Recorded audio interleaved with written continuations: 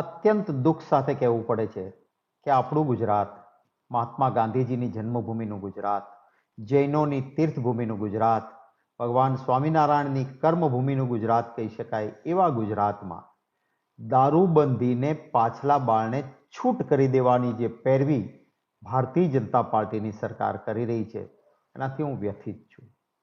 દારૂબંધી છે એના કારણે જ ગુજરાતનો વિકાસ, શાંતિ અને એકલાસ છે.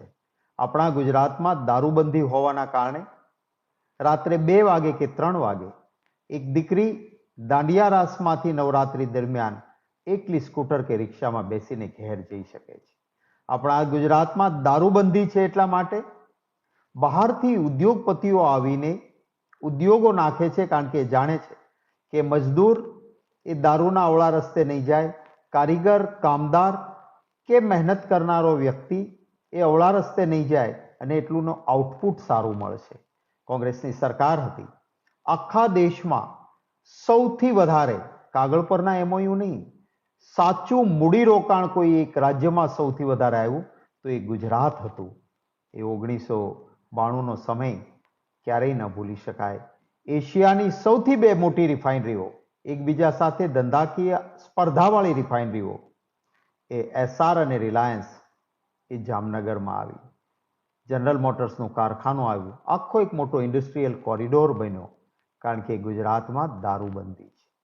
ગિફ્ટ સિટીમાં, જે શહેરનું નામ મહાત્મા ગાંધીજી સાથે જોડાયેલું છે, એ ગાંધીનગરના ગિફ્ટ સિટીમાં દારૂ પીવાની છૂટ, ત્યાં રેસિડેન્શિયલ એરિયાઝ પણ છે. કઈ પ્રકારે થઈ શકશે? કોઈ માણસ દારૂ પીધેલો પકડાય, કહી દે કે હું તો ગિફ્ટ સિટીમાંથી આવું છું એટલે છૂટ.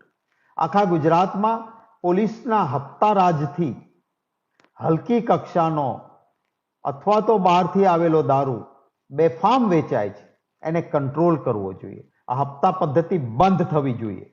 મારા ગુજરાતનો યુવાન એની બુદ્ધિમત્તા, એનું કૌશલ્ય એ અમેરિકા, ઇંગ્લેન્ડ કે આફ્રિકામાં જઈને ત્યાંના લોકો કરતાં વધુ પ્રભાવશાળી બનીને પ્રસ્થાપિત થયો હોય. માત્ર મજદૂરી કરવા ગયેલો વ્યક્તિ ત્યાં મોટેલનો માલિક બને છે. આ બુદ્ધિમત્તા એ ગુજરાતના યુવાનની છે.